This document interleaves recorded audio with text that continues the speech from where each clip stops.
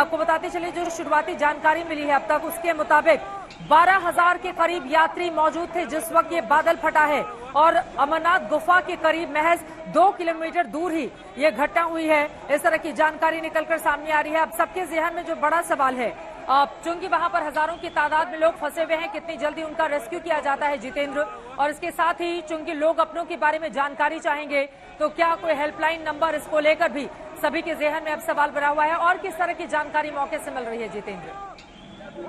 देखिए चित्रा, एनडीआरएफ और एसडीआरएफ की टीम वहां पर पहले से ही तैनात थी, क्योंकि इस तरीके से मौसम विभाग की तरफ से आशंका जताई जा रही थी कि बारिश ज्यादा हो सकती है और तेज बारिश हो सकती है।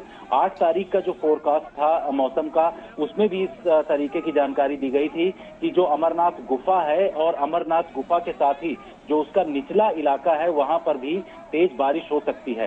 इसके बाद इस तरीके से जो बादल फटा है और उसमें 5 लोगों के मरने की जो खबर आ रही है, उस बात को लेकर के श्राइन बोर्ड भी काफी आगे की तरफ बढ़ रहा है और अब से थोड़ी देर बाद श्राइन बोर्ड की तरफ से जो है हेल्पलाइन नंबर जारी किए जाएंगे। लेकिन ठीक है, मैं लौटूंगी जितेंद्र। अशरफ वानी हमारे संवाददाता जुड़ चुके हैं और ज्यादा जानकारी के साथ। जितेंद्र, मैं लौटूंगी आपके पास भी। अशरफ, सीधे आपके पास आते हुए अभी की क्या स्थिति है, किस तरह की जानकारी मिल रही है? 5 लोगों की मौत की खबर है, कहा जा रहा है 12,000 के करीब यात्री उस वक्त मौजूद थे जब बादल फटा वहां पर।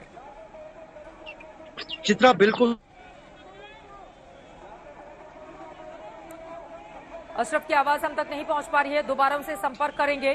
फिलहाल ये तस्वीर एक बार फिर से सुनिए और देखिए किस तरह से चीख पुकार मच गई थी बादल फटने की घटना जब हुई। उसके बाद वहां पर क्या हालात थे, एक बार फिर से गौर से देखिए इन तस्वीरों को।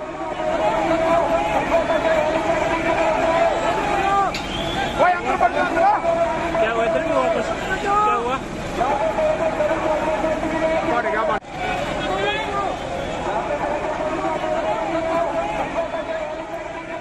ये तस्वीरें आपके सामने हैं, किस तरह से चीख पुकार मच गई। तस्वीरों के जरिए आप समझ पा रहे हैं और पीछे से जिस तरह की आवाजें आ रही हैं।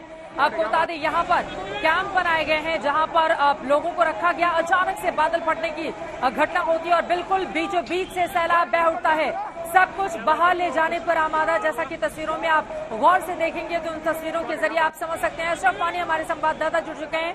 अशरफ, क्या जानकारी मिल रही है, क्या लोगों को रेस्क्यू कर लिया गया है और किस तरह की जानकारी देंगे अशरफ आप?